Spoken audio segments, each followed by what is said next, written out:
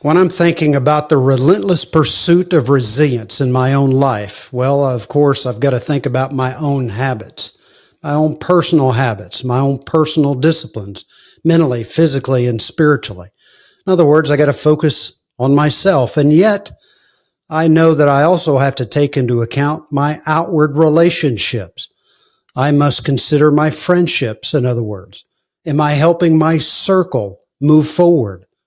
Are those in my circle, those who are closest to me, helping me to move forward? Hey friends, Bruce with Cross Country 3. Have you ever noticed that we often have the most friends when our standards are at their lowest? In other words, when we stop guarding our own values and our virtues, we're making room for everyone, and not everyone is healthy. Not everyone is meant to walk closely with us. God never calls us to lower our standards to avoid loneliness, for example. He calls us instead to live set apart.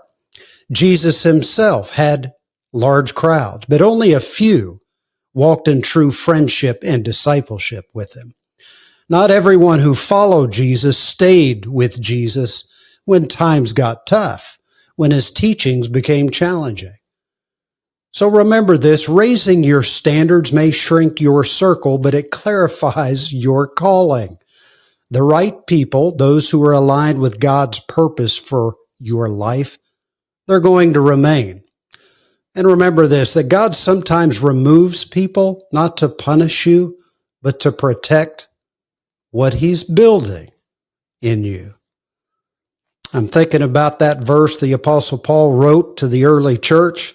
Do not be conformed to the pattern of this world, but be transformed by the renewing of your mind. It's a great verse for us today. Remember this, as you are seeking relentlessly the pursuit of resilience in your own life, pay a close attention to your own life, physically, mentally, and spiritually.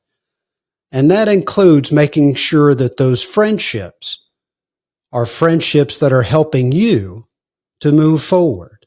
Thanks for listening. Till next time, Godspeed.